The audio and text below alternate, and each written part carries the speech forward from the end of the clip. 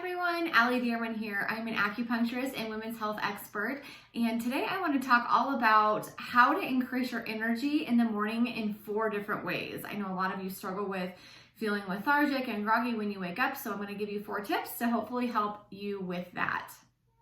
If you have not subscribed yet, go ahead and click the subscribe button and the bell to be notified anytime I post new content relating to women's health, hormones, and holistic health. All right, guys, I treat a lot of patients who tell me that they just feel tired. They feel tired in the morning. They feel tired upon waking, and I used to experience the same thing.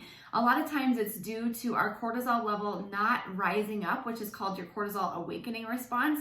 And what happens is your energy level is part of your circadian rhythm or your melatonin and cortisol. And so sometimes due to various factors, it can be a little bit sluggish in the morning and you can feel really tired. So when we support that natural cortisol curve, it can really help give us some energy, give us a boost, and get us up and ready, feeling ready for our day. So the first tip I'm going to give you to get yourself some energy in the morning is to look at natural light. So even if you're waking up at 5 a.m. and it's dark where you live, get yourself a light box if this is something that you struggle with. They're really inexpensive ones on Amazon or any other retailer, and this can help stimulate the production of cortisol to increase. So your eyes have little receptors in them, and it says, this light says, hey, it's daytime, go ahead and get that cortisol bumped up, give you some energy for the day. So if you can, go over by a window if it's light when you wake up, even if it's overcast, that's okay.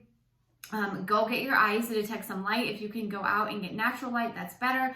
But like I said, I know a lot of you wake up super early and it's dark right now. And so if that's the case for you, go ahead and just get a light box and get yourself some stimulation in the morning. The second thing I want you to focus on is hydration. Sometimes when we feel dehydrated, that also makes us feel sluggish. Our body doesn't like to be dehydrated, and we need lots of water and minerals in that water to feel like we're fully functioning. So before coffee, before you get caffeinated up for the day, drink an 8-ounce cup or glass of water full of electrolytes.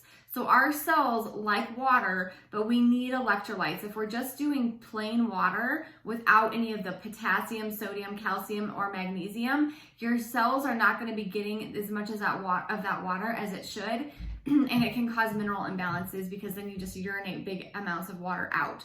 So add electrolytes to your water. That can be a huge game changer for so many people.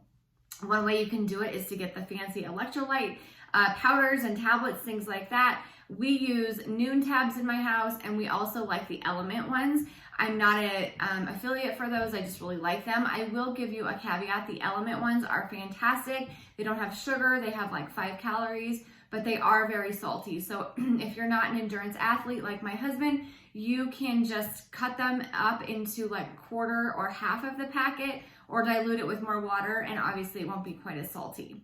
Another way that you can get electrolytes is by just simply adding in some sea salt and a squeeze of lemon juice to your water, and that will give you all of the calcium, potassium, sodium, and a little bit of magnesium that you need to start your day and get yourself feeling hydrated, and also kind of eliminate some of that brain fog and sluggishness that we feel first thing in the morning. The third thing, a little bit controversial for some of us, is to eat breakfast. I know a lot of you engage in intermittent fasting, which I had a video all about how does intermittent fasting affect our hormones. I will go ahead and post those in the show notes too, but eating breakfast is super beneficial. Overnight, our blood sugar is dipping down. So we go through our glycogen stores, all of that stored blood sugar that's in our liver, we go through it throughout the night. And so when we wake up, our blood sugar tends to be pretty low. Our body's ready for some fuel. It's ready for some protein, some fat, and some fiber, a nice balanced breakfast to get everything going and stable. And so sometimes if you